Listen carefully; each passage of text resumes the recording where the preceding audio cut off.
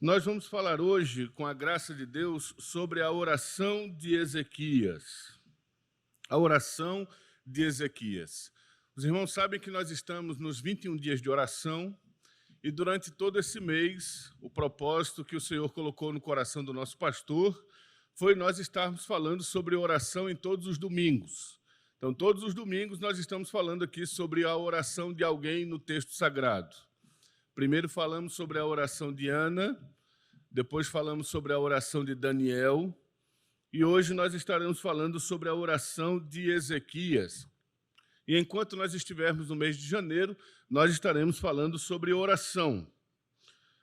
Nós estamos falando sobre oração porque entendemos que a oração é uma matéria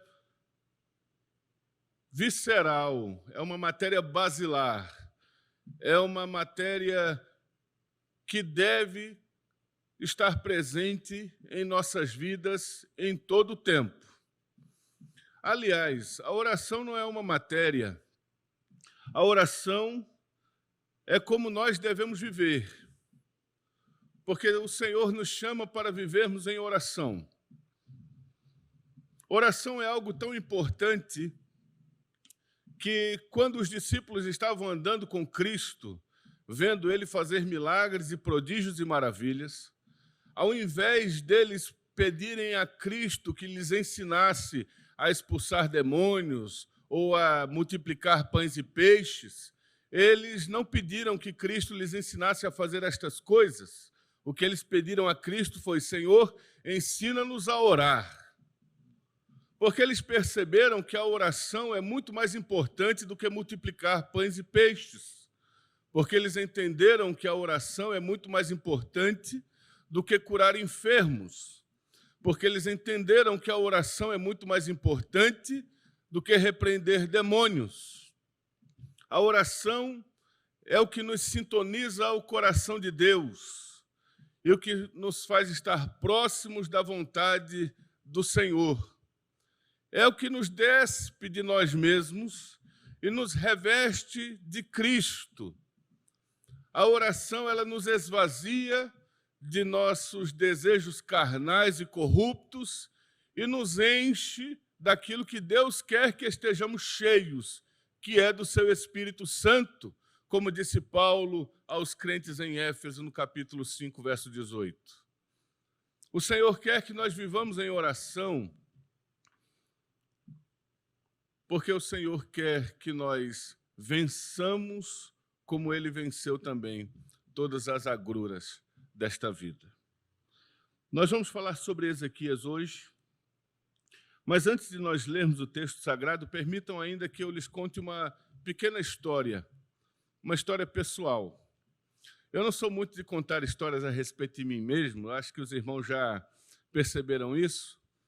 Alguns até se assombram quando eu digo alguma coisa de nossa vida, dizem, mas sim, porque nós não gostamos, não temos esse costume de falar, mas eu vou lhes contar algo que aconteceu em minha infância e que me fez ficar pensando por muito tempo por que aquilo havia sido feito.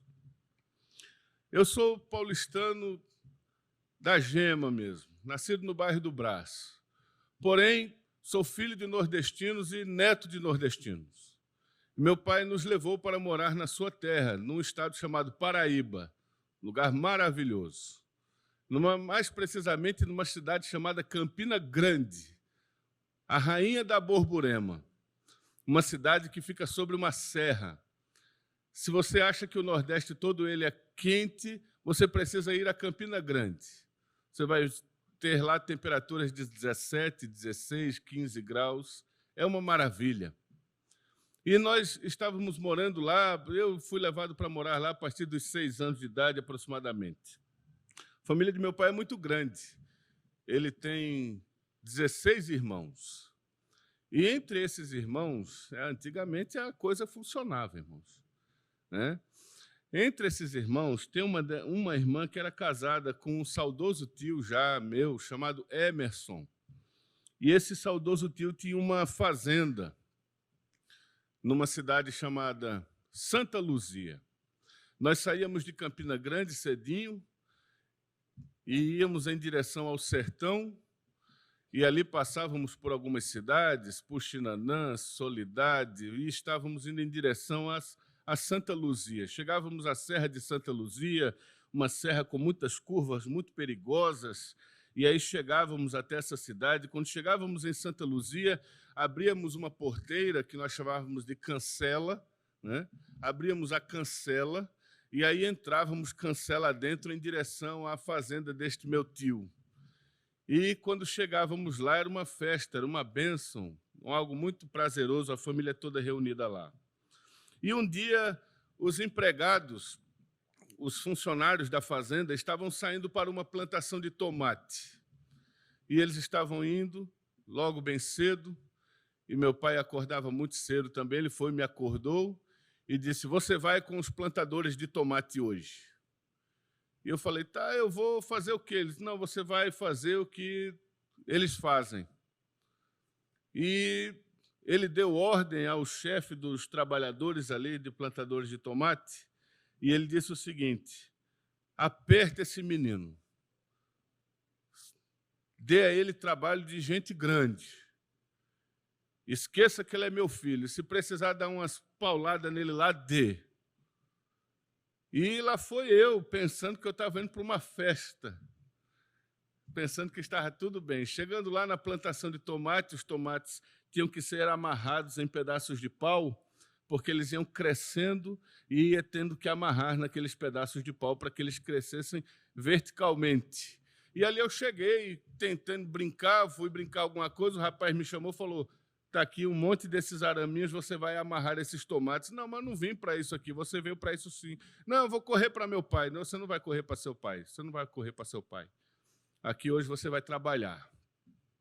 E, meus irmãos, eu trabalhei naquele dia, chorando, amarrando aqueles tomates, perguntando para mim mesmo: por que meu pai fez isso comigo? Por que meu pai fez isso comigo? Meu pai não me ama mais.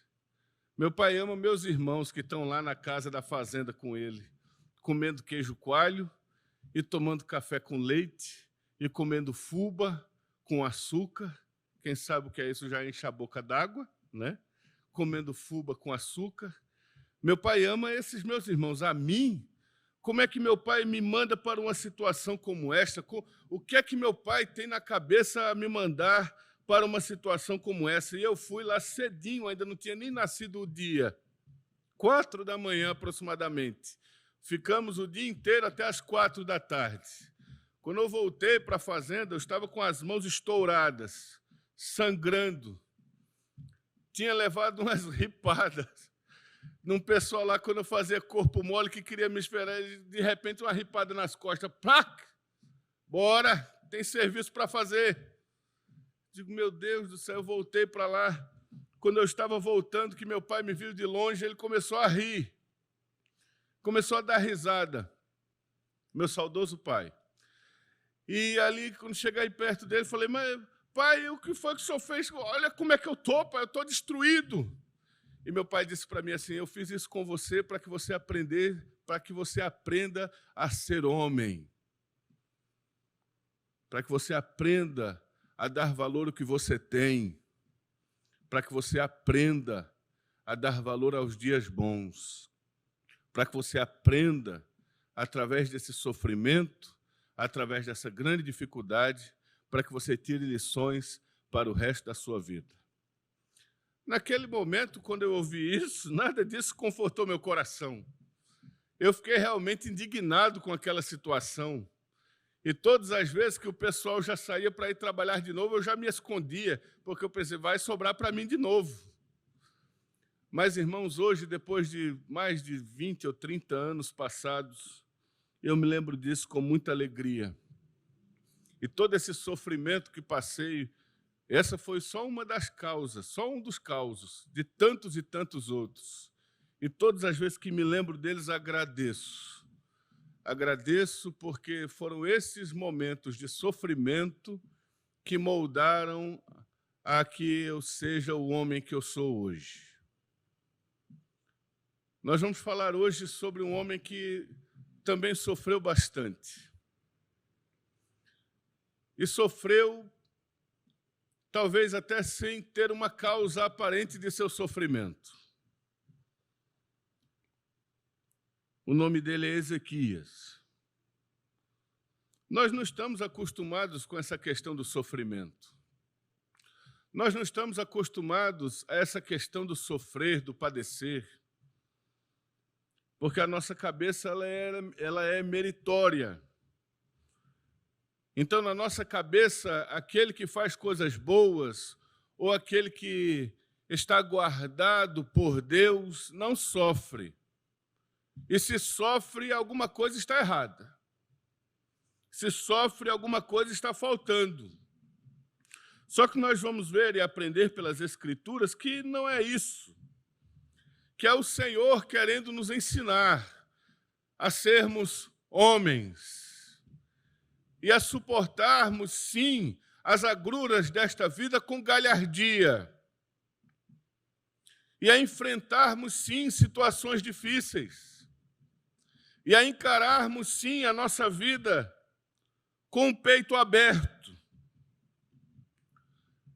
abandonando essa questão triunfalista do não sofrimento, como em algumas igrejas que você passa por elas e há um outdoor na frente daquela igreja, pare de sofrer, aonde aquele outdoor é uma falácia, porque você estar em Cristo não lhe dá um salvo-conduto do sofrimento, estar em Cristo não lhe traz um salvo-conduto de situações difíceis, talvez até o contrário aconteça, porque você está em Cristo, aí sim, serás colocado à prova, viverás situações desafiadoras. Mas nós podemos ter a certeza de uma coisa, que no meio de todas essas situações, o Senhor estará conosco, nos guardando e nos dando capacidade, não de repreender a situação, mas de enfrentar a situação, viver a situação e passar por ela, em nome do Senhor Jesus Cristo. Então vamos para o texto sagrado. Segundo o livro dos Reis, capítulo 18, nós vamos ler esse texto porque nós precisamos saber quem é Ezequias. E assim está escrito. Verso 1. No terceiro ano de Oséias, filho de Elá, rei de Israel, começou a reinar Ezequias, filho de Acás, rei de Judá. Tinha 25 anos de idade quando começou a reinar e reinou 29 anos em Jerusalém.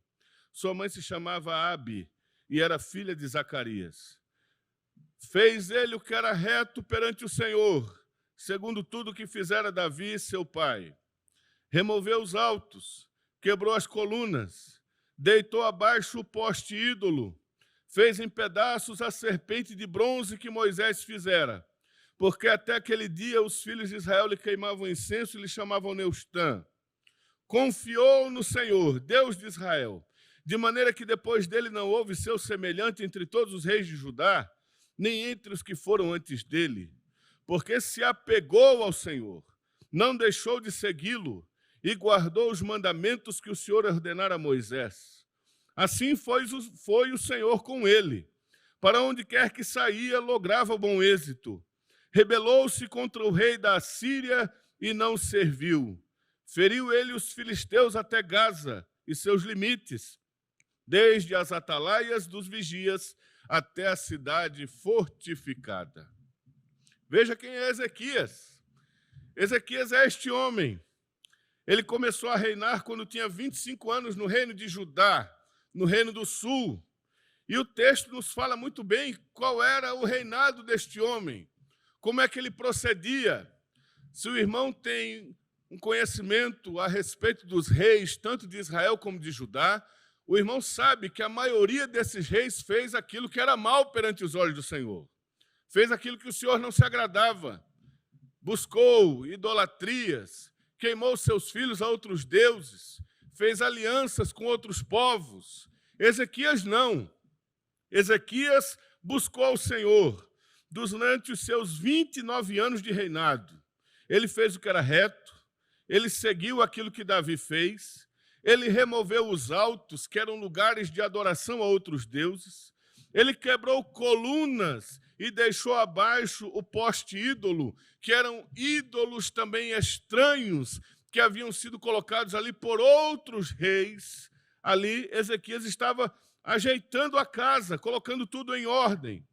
Ele fez em pedaços a serpente de bronze, a serpente chamada Neustã, aquela serpente que Moisés fez no deserto, quando os filhos de Israel eram mordidos por serpentes, eles olhavam para aquela serpente de bronze e ficavam curados destas picadas de serpentes no deserto. Com o tempo, aquela serpente que Moisés fizera não estava mais servindo para livrar o povo de picada de cobra, agora servia como idolatria. O povo estava idolatrando aquela imagem, o povo estava colocando aquela imagem no lugar de Deus. O povo estava colocando aquela imagem num lugar que não lhe era dela. O que é que fez Ezequias? Destruiu essa serpente. Mas foi Moisés que fez, não importa. Destrua. Está ficando no lugar de Deus. Nada pode ficar no lugar do Senhor. Que rei maravilhoso. Olha só o que ele continua fazendo. Confia no Senhor. Ele confiou no Senhor. Deus de Israel, diz o verso 5, de maneira que depois dele não houve seu semelhante entre todos os reis de Judá. Ele confiou tanto em Deus, que confiou mais do que todos os reis que foram antes e depois dele. Um homem de inteira confiança em Deus, se apegou ao Senhor, não deixou de segui-lo, guardou os seus mandamentos. E aí o Senhor foi com ele. O Senhor não o livrou apenas dos filisteus, o Senhor o livrou dos assírios, o Senhor os livrou dos seus inimigos. Este é o rei Ezequias.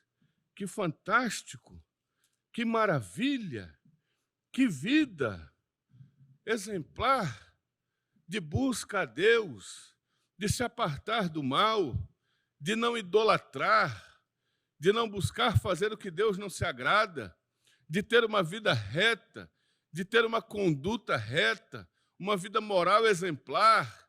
Que maravilha!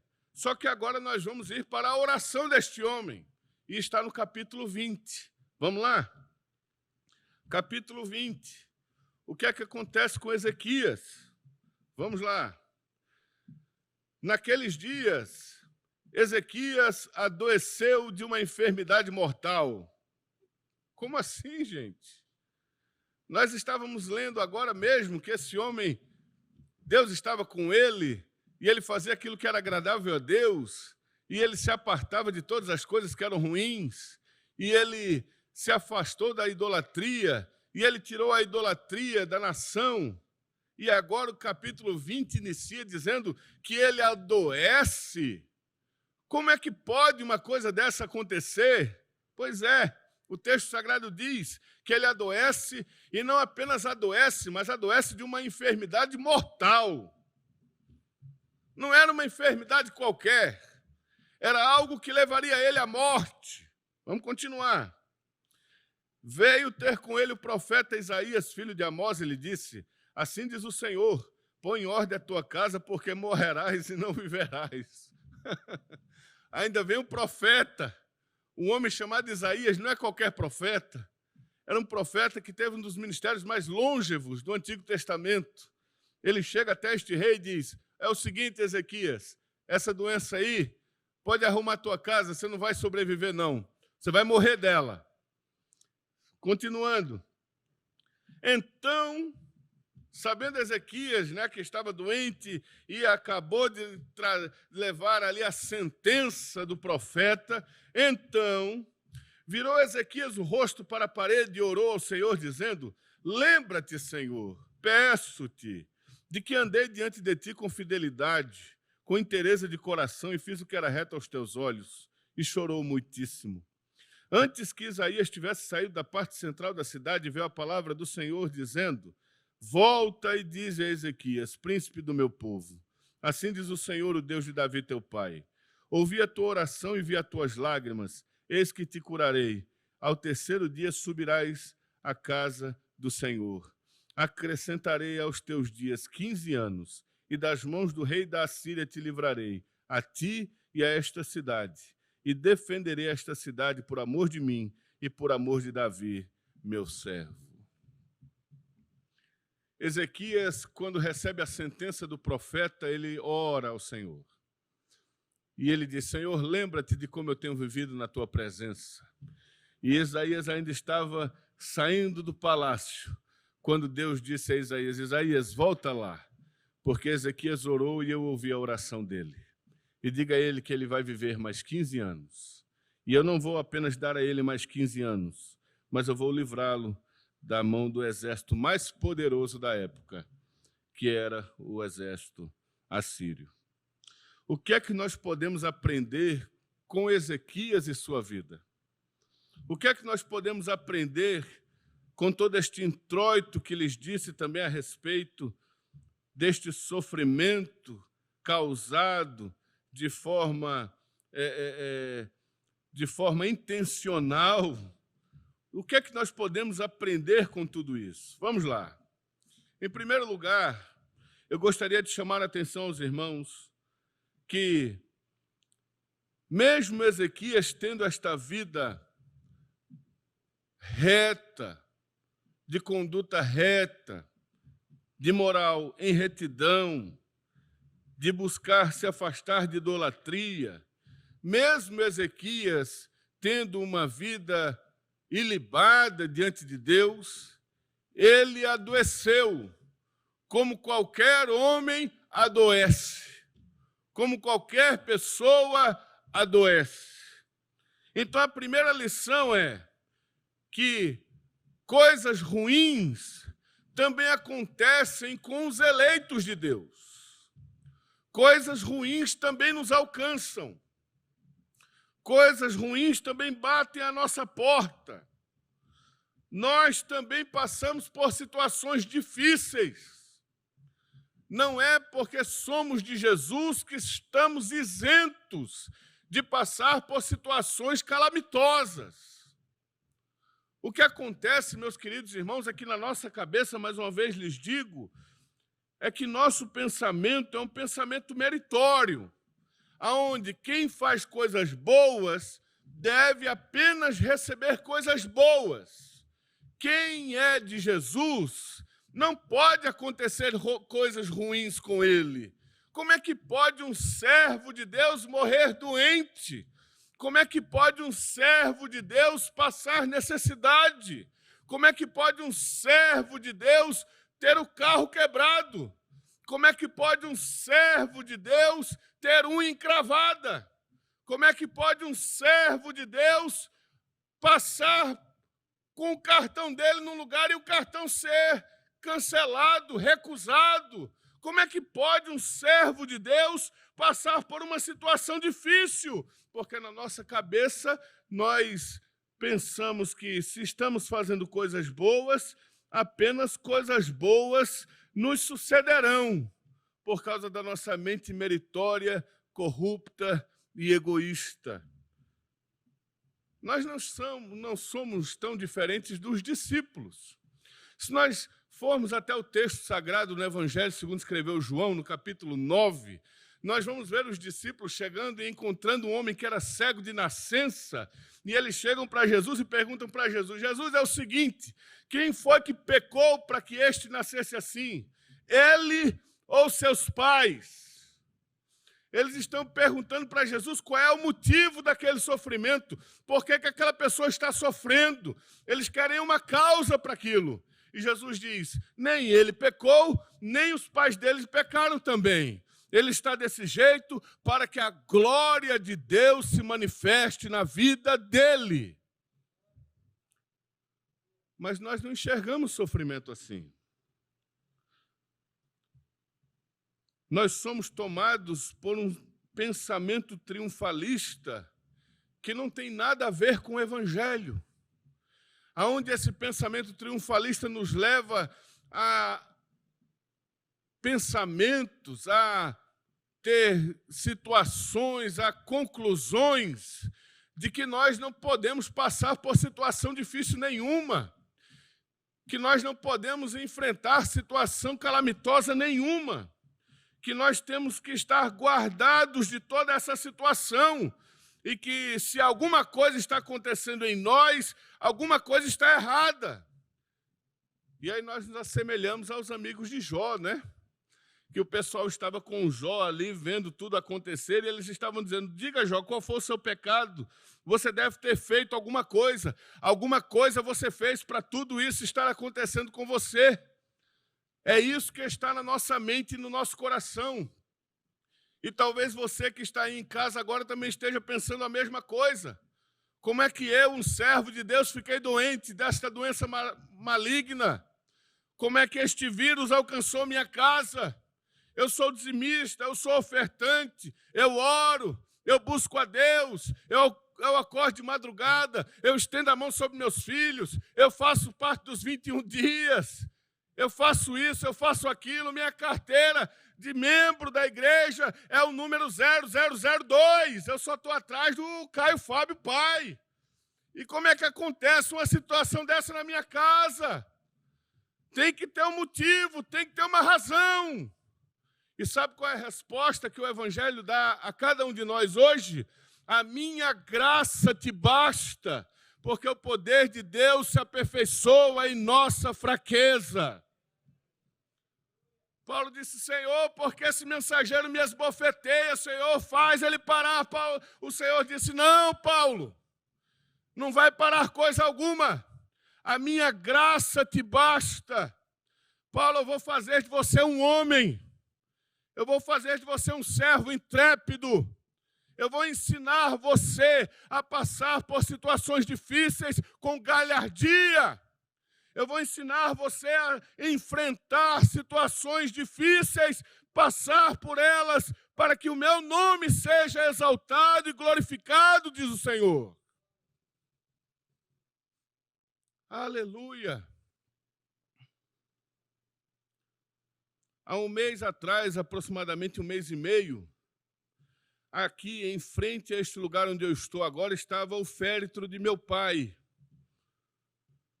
que estava bonzinho de manhã e próximo ao almoço teve um mal súbito e veio a óbito sem nenhum tipo de sinal de que aquilo aconteceria. E eu estava aqui ao lado dele, do corpo dele, passando e enfrentando tudo aquilo. Depois daquele dia, outros féretros já foram colocados aqui. Eu estava aqui também. E sabe, irmãos, eu descobri que aquele dia com meu pai aqui me capacitou para transmitir maior consolação àqueles que estavam aqui após mim. E eu pude abraçá-los com maior empatia. E eu pude orar por eles com maior empatia. E aquela situação que para mim naquele momento foi uma situação das mais difíceis que passei na vida, foi das aulas mais profundas que Deus deu a mim durante a minha existência e que me fortaleceu da forma mais gloriosa que eu possa pensar e imaginar. Aqui lhes digo nessa noite. O Senhor permite que nós enfrentemos situações difíceis porque o Senhor quer nos robustecer. Ele não quer que nós nos entreguemos, mas Ele quer nos fortalecer em meio à luta. Porque, irmãos, a vitória da igreja já está determinada para a glória de Deus. Já está determinada. O fim é só você abrir aqui no livro do Apocalipse e ler os últimos capítulos e você verá que a história já está concluída, já está decretada, já está determinada, o fim já está escrito. Mas esta caminhada minha aqui, esse desenvolver de Deus em nossa vida, esse fortalecer do Senhor em nós, que o Senhor deseja fazer. Porque Deus não tem filhos mimados. Se meu pai fez comigo aquilo, lá na fazenda do meu saudoso tio, Ah, quantas vezes o Senhor não fez a mesma coisa em minha vida, de outras e outras tantas formas, e quantas vezes Deus não fez a mesma coisa contigo. E lhe digo que esta luta, a qual você está enfrentando agora, é apenas mais uma. Porque depois que tu venceres ela, virá outra. Pastor, e que mensagem é essa, pastor? Que mensagem é essa? Não, pastor, peraí, não é desse jeito não, o senhor está me confundindo, né? Tem um meme lá que o pessoal coloca, Deus dá as maiores batalhas dele aos seus melhores soldados. Aí o pessoal diz assim, eu acho que Deus está me confundindo com Rambo. Né? Porque o negócio está feio demais, eu acho que ele está pensando que eu sou um guerrilheiro do Mossad, alguma coisa assim, um cara das forças especiais, né? Não, não é nada disso, não. O Senhor está nos guiando nessas situações difíceis, nos fortalecendo, nos enchendo dEle, fazendo com que nós vençamos isso em nome de Jesus. E é isso que o Senhor deseja de nós, e é isso que Deus está fazendo com Ezequias. Ezequias adoece de uma enfermidade mortal.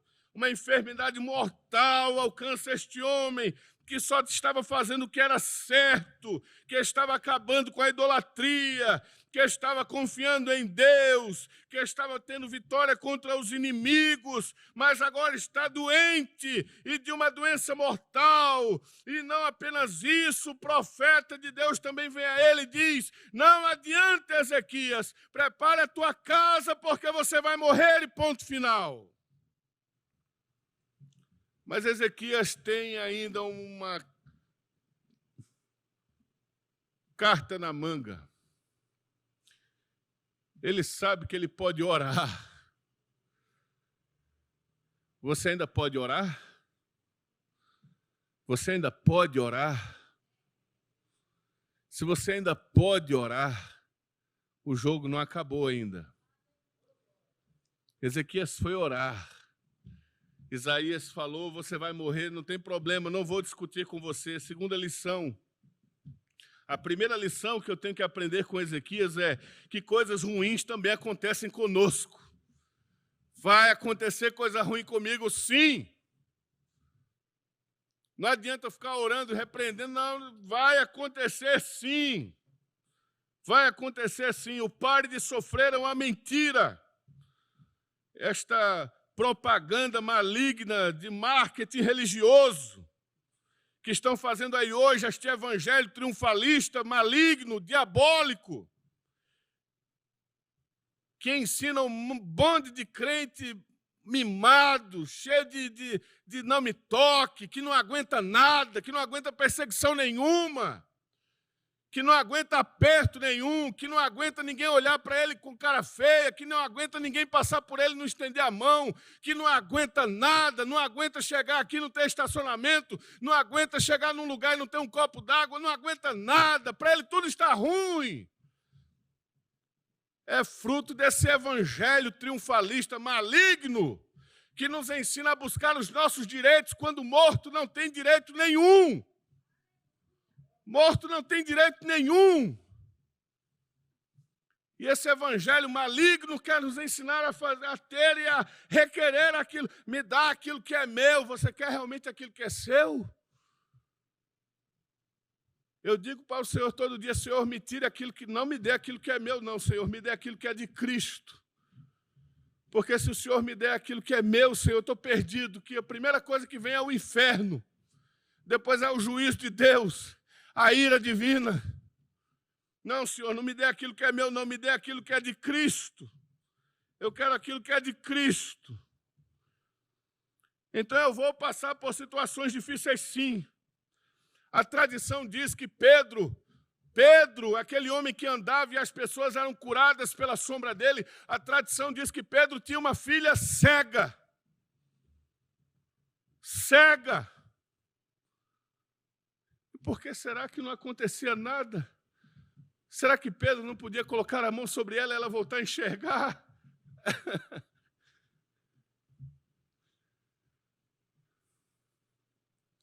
Por que os apóstolos não morreram de outras mortes?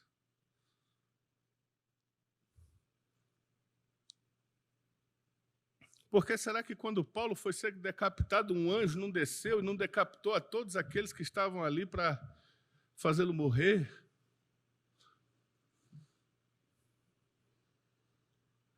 Coisas ruins acontecerão sim com os eleitos.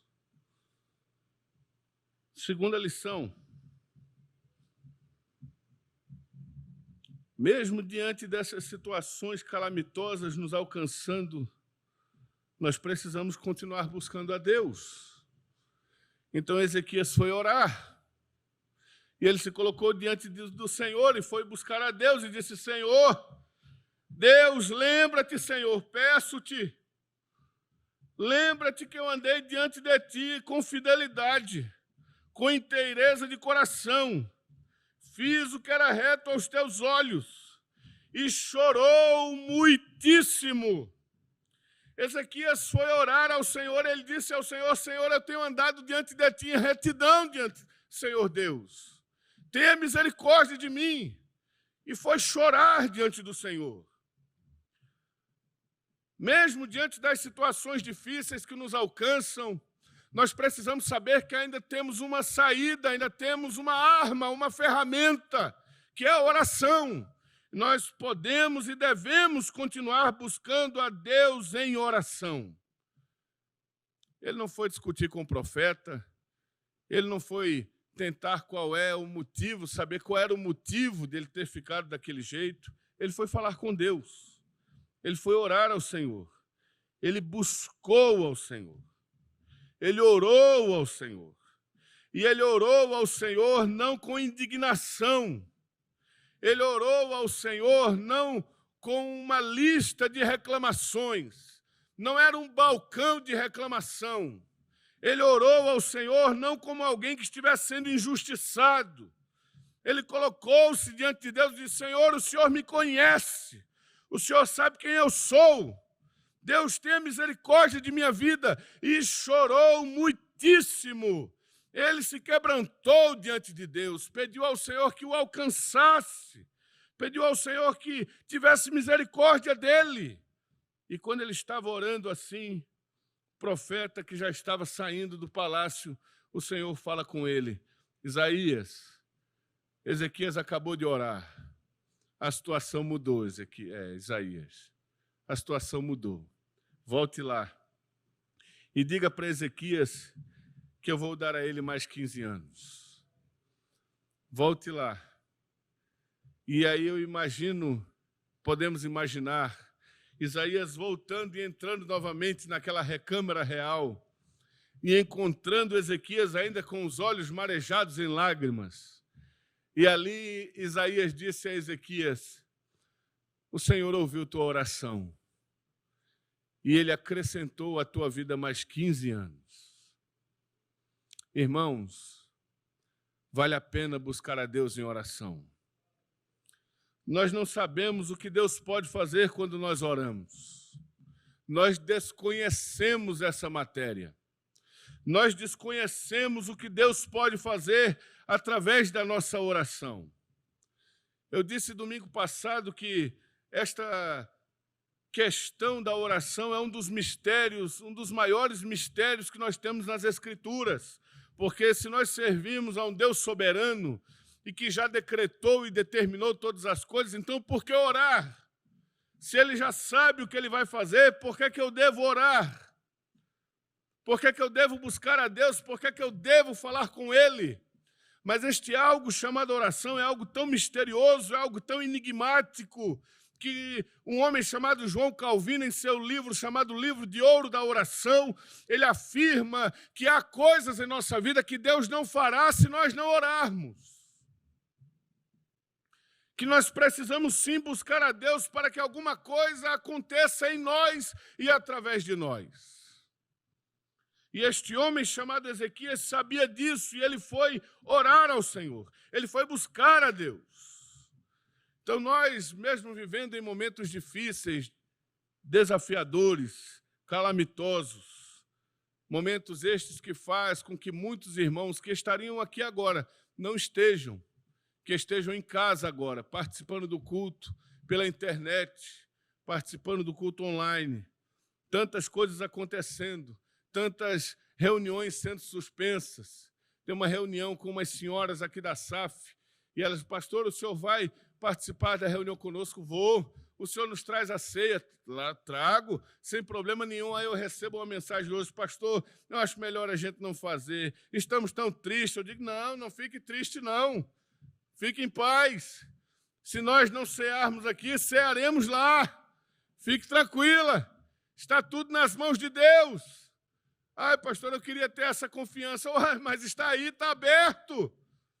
Todos nós podemos ter e buscar isso de Deus. Não há um canal especial, não há uma rua dourada para os pastores.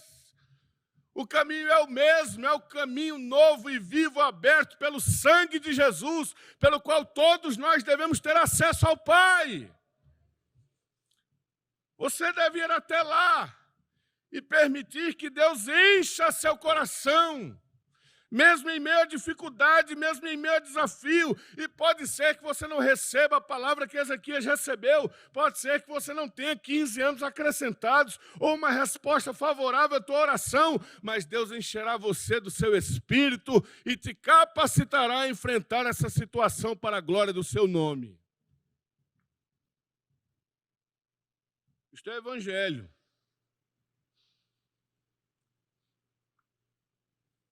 Evangelho é trinque os dentes e aguente.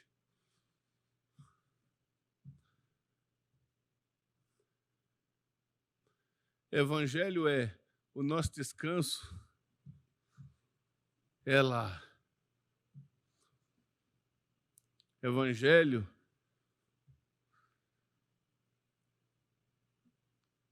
terceiro lugar e último. Eu devo aprender com Ezequias que coisas ruins também vão me acontecer. Eu devo aprender com Ezequias que eu devo orar diante dessas situações difíceis. Eu devo buscar a Deus. Eu devo afinar-me ao Senhor. Eu devo buscar ao Senhor em oração sincera, contrita, quebrantada. Não a oração declaratória, não é uma oração requerente, não é uma oração de profetadas.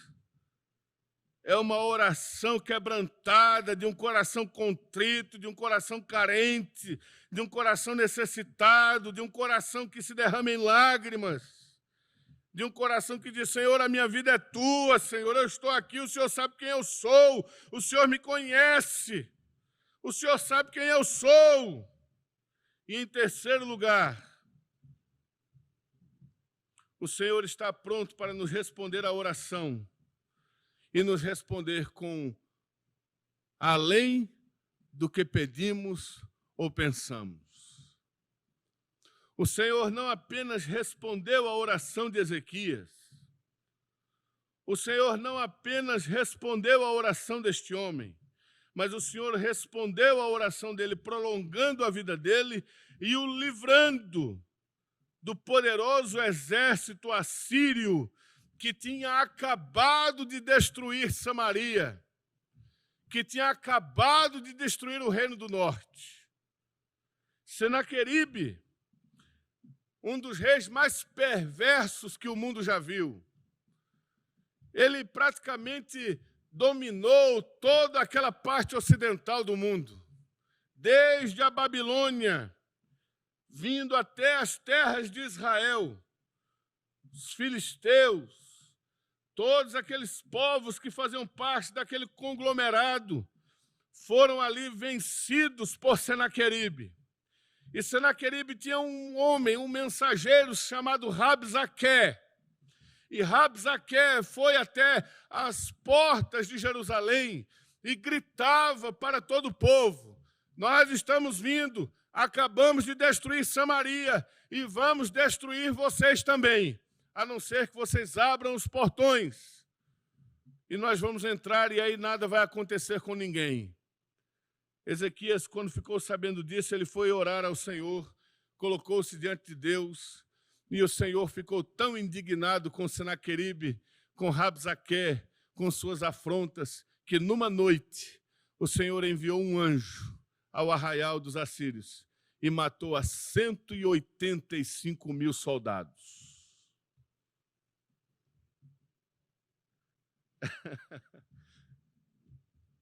Deus está pronto para fazer o que Ele quer.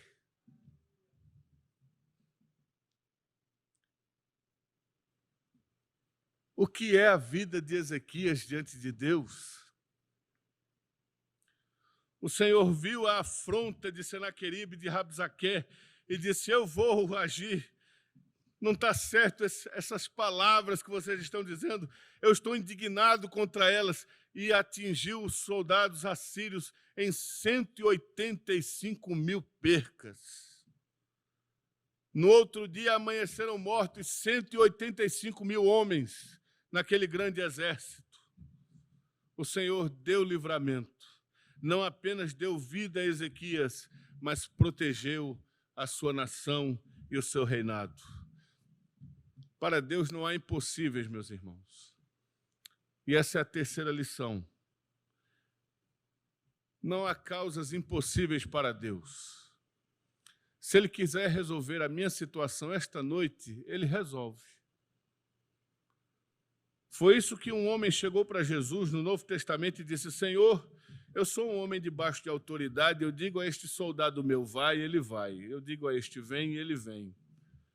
Eu estou com alguém doente lá em casa, o senhor não precisa ir lá na minha casa, não. O senhor só precisa falar uma palavra. Se o senhor disser uma palavra, o meu servo vai ficar curado lá na minha casa. Jesus disse: eu nunca vi tanta fé em todo Israel. Eu nunca vi tanta fé. Aquele homem sabia com quem ele estava lidando. Mas nós, muitas vezes, parece que nós não sabemos com quem nós estamos lidando. E nós vamos orar, e nós vamos falar com Deus, e entramos dessa batalha espiritual, onde parece que o Deus está de um lado e o diabo do outro. E a gente está gritando de um lado, vai Deus, vai Deus, vai Deus, e aquele negócio, o diabo vai para cá e o diabo vai para lá. Não existe luta cósmica nenhuma entre o diabo e Deus. Como dizia Lutero, o diabo é o diabo de Deus. Ele faz aquilo que Deus quer. Não existe luta. Não existe batalha, ainda que nós não devamos ignorar os seus ardis. Mas diante de Deus não há nada que possa se levantar ou ser alguma coisa.